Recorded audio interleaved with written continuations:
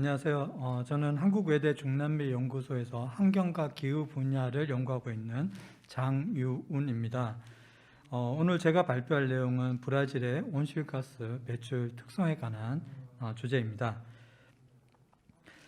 제가 이 발표를 준비하게 된 계기는 올해 5월부터 있었던 국제학술대회에서 처음 상파울루 주에서의 그 에너지 전환, 상파울루 주 같은 경우에는 그 자동차 연료로서 바이오 에탄올 많이 사용하는데요. 지금 이 당시에 제가 발표했던 내용은 지금 전 세계적인 추세, 전기 자동차로서의 에너지 전환이 필요하지 않겠냐라는 발표를 했고, 그 토의 과정에서 이제 브라질 정부의 전체적인 기후가 어떤 정책을 갖고 있는지에 대한 연구도 필요하다라는 의견도 있었고, 그런 의견을 반영해서 제가 그 6월 달에 또 브라질 기후변화 정책에 대한 발표를 해봤습니다.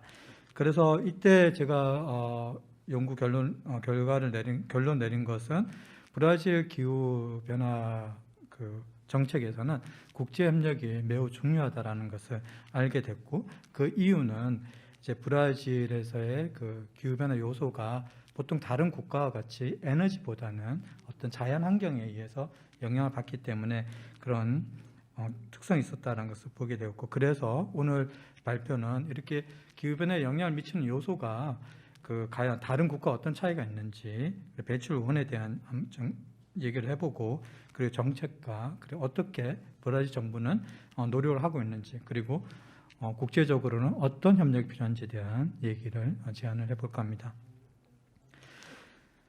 내용이 다소 이미 나갔던 프로시팅하고는 좀 다를 수 있는데요. 양해 바라고, 이것은 위에 그림 같은 경우는 브라질 정부에서 공식적으로 내놓은 자료가 되겠습니다. 보시면 그 온실가스의 배출원 특성을 보여주고 있는데요. 2019년도 자료까지 되겠습니다. 그래서 2019년도 자료 보면 여기 보이다시피 산림 항폐화, 그 산림 전형에 의해서 한 42% 온실가스가 발생하고 있다는 특성을 보여주고 있습니다. 그리고 그 농업을 포함하면 약 70%가 산림 전형과 농업 분야에서 나온 굉장히 특이한 특성을 가지고 있다라고 하겠습니다. 여기 그리고 에너지와 그다음에 폐기물 그리고 수송 분야까지 포함하면 약 30%가 이제 이 분야에서 인위적인, 그러니까 인간의 활동에 의해서 배출된다라고 볼 수가 있겠습니다.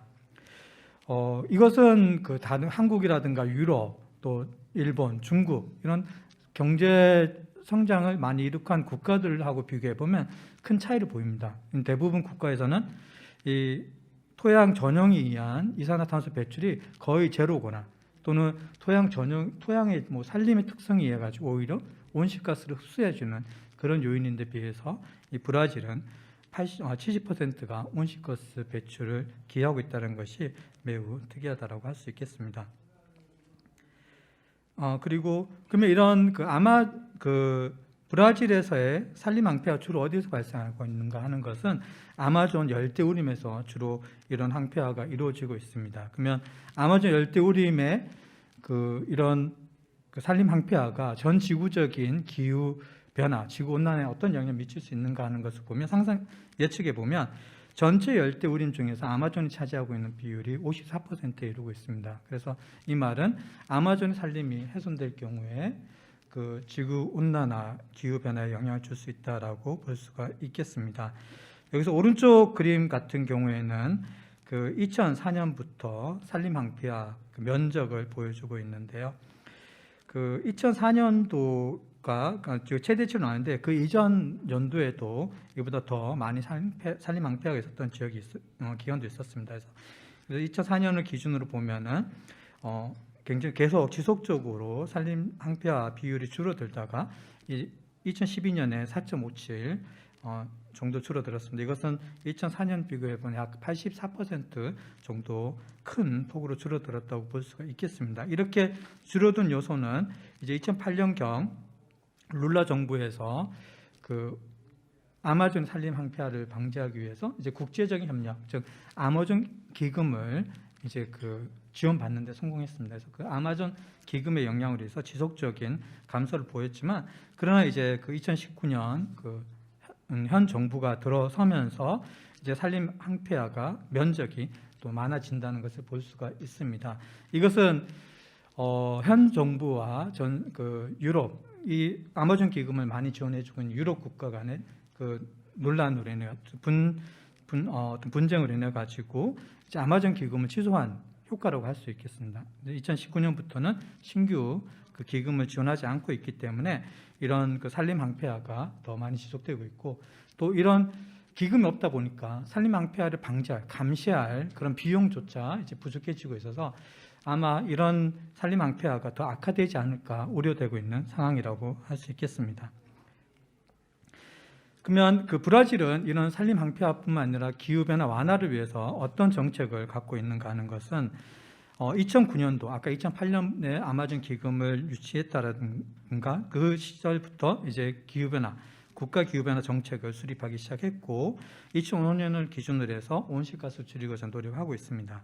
그 계획으로 그 농업, 예전에는 산불을 하전을 통해서 그 농지를 개간했다 그러면 이제 거기서 나오는 온실가스들을 줄이고 그런 방식을 좀 피해가면서 저탄소, 저온실가스 배출을 기반으로 하는 농업 계획을 마련했고, 또 에너지에 대해서도 온실가스를 줄이고자 하는 계획을 매 10년마다 매년마다 이제 10년치를 계획하고 있습니다. 그리고 최근에 중요한 것은 최근에는 이제 2015년 파리 기후변화 협정을 맺으면서 이 당시에 1차 그 자발적 감축 방안을 모든 국가들이 제시하도록 되어 있었는데요. 브라질 정부는 적극적으로 이때 제시했습니다. 그래서 그때 2016년 됐고 이제 또 시간이 지나서 작년에 2차 감축 방안을 제시했습니다. 그래서 모두 이제 똑같이 2차에도 1차 때와 마찬가지 같은 목표를 가지고 있었고요. 그리고 작년에 그 국가 에너지 계획 2050 미래 에너지 계획을 세우고 있고, 많은 나라가 이 장기간에 걸친 2050년, 2060년의 에너지 계획을 통해서 온실가스를 줄이고자 하는 노력을 발표하듯이 이제 브라질도 이런 발표를 했습니다. 그러면 과연 브라질 정부가 산림 항폐화라든가 온실가스 방지에 역할을 할 수 있을까라는 것을 보게 되면 안타깝게도 결론적으로는 그러지 못하는 것이죠. 첫 번째 NDC, 2차 NDC의 후퇴 가능성인데요. 여기서 양은 38%, 2030년 재선 33%나 43%를 줄인다고 했지만, 그렇지만 이것이 실제적으로 1차 때보다는 증가한 양이 되겠습니다. 왜냐하면 그 기준이 바뀌는 바람에. 그 다음에 또 2차 NDC에서는 산림 항폐화, 산림 방지 같은 규제들이 많이 빠진 상태가 되겠습니다.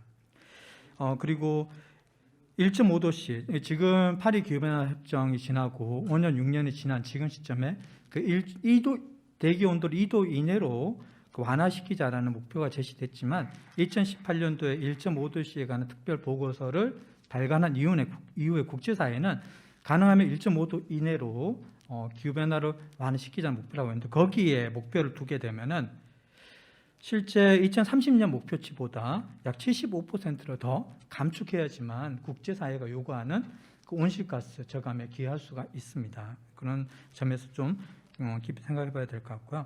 또 아까 앞에서 봤던 장기간 2050년 에너지 계획에 대해서도 많은 국가들이 넷제로 또는 탄소 중립을 표방하고 있는데, 브라질 같은 경우에는 석탄 분야는 감축하기도 했지만 여전히 석유라든가 천연가스의 생산은 지속하겠다라는 정책을 포함시키고 있습니다. 물론 재생에너지 분야도 확대하려고 노력하고 있지만 이런 것들이 복합 화석 연료를 여전히 의존한다는 점에서 과연 여기서 적지 않았지만 브라질 정부가 2060년에 탄소 중립을 달성하겠다라는 그 목표를 이룰 수 있을지 좀 반대되는 정책이라고 할 수가 있겠습니다. 또 마지막으로는 환경 정책이 많이 후퇴하고 있다는 점입니다. 여기서 산림 항폐화 현 정부가 들어선 이후에 그 아마존의 산림 규제, 법을 어긴 사례가 많이 있었는데요. 실제 부과금이 부여된 것은 한 25% 정도밖에 안 된다고 합니다. 그만큼 이제 환경 규제도 그 항폐화시켜도 사람들이 두려워하지 않고, 또 그 농업을 확대하기 위해서 농약, 보통 지금 추세는 독성 물질을 규제하고 줄이는 노력이 많은데 오히려 브라질 정부에서는 농약 성분을 독성 물질을